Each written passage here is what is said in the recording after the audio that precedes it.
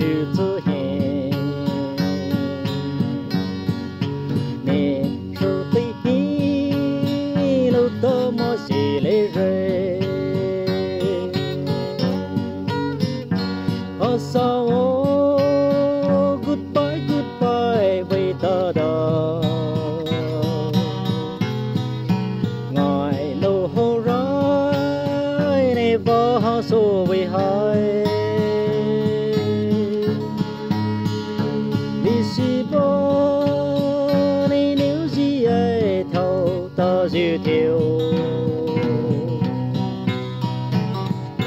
mò bò bò sao lại bây giờ sâu đỏ cô